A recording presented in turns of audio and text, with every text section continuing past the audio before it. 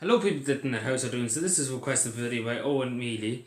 Hi, could you do a video on the Irish Navy paying conditions? So basically what I said in my other defence forces, in general in the defence forces, the pay is terrible, obviously the pay is terrible. Like there's been, like, I think in the last 2 years, I think nearly 300 and something left the Navy. Not because of retirement, because they just got fed up with paying conditions and they just said, oh, I'll buy myself out and get a job in Tesco, which is basically what's happened. A good lot of people in the Irish Navy actually left and got a job in Tesco, Aldi and the rest of that. And they, like, alone, that's a joke.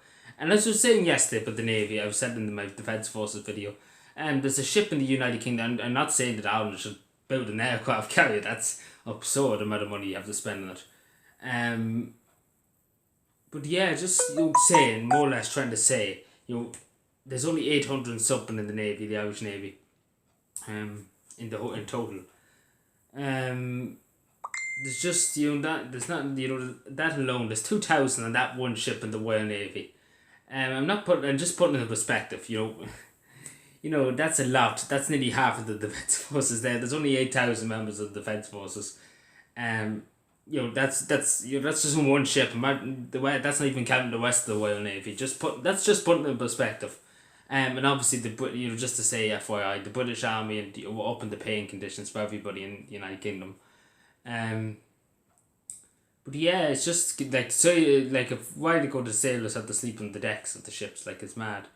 They don't even have the beds in the ship. They even keep the men alive. And I don't even have to talk about the two ships that were docked for nearly a year in port because they haven't got the manpower. They didn't bother to get to pay anybody to operate these ships. And these ships are used to stop people from breaching international waters, Irish waters. So French fishing vessels, Spanish fishing vessels, they shouldn't be there fishing.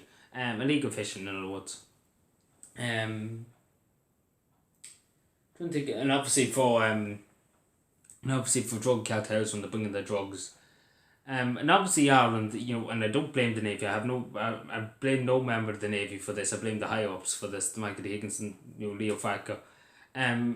It's very simple. There's people bringing their drugs, run drugs in boats, from the United Kingdom, and Ireland can't really stop it. In other words, because they don't have the resources, and they might as well say it straight.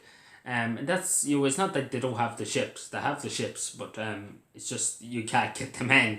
You can't get the men or women because you are absolutely just you crush the men and women down so much that so many of them have left, and you really just brought down the defence forces. Like, you're trying to get back up to 9,500.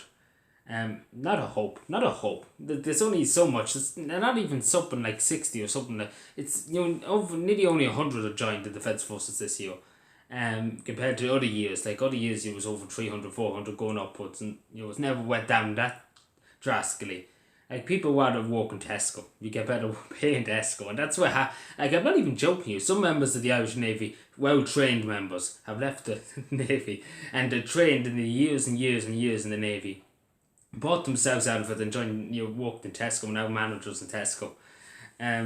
That's a joke. That's a joke. Like, any country that can't even keep a ship on the water and can't even pay their men, it's a joke. It's a really, really joke. It's just you couldn't make this up. You just couldn't make it up. Like, I don't know why Leo Farker, it's total crack. And Ireland giving 9 million to the World Health Organization, that could go towards the Navy. That could do some better, give the army better budget, and giving the men and women the right amount of money that they deserve. But no, Leo is like, let's send 9 million to the World Health Organization. Obviously they've never been wrong. They've never been wrong. They always know everything. They know everything. Before that, they were saying it's non-transmissible. It can't be transmitted by people. Now they're dictating to Ireland about wearing face masks. Everywhere.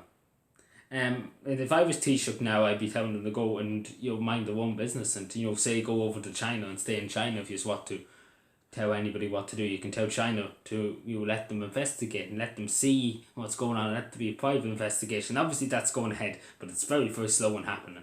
But anyway, that's enough for me watching about China. But anyway, thank you for watching, subscribe more, and take care everybody, and bye.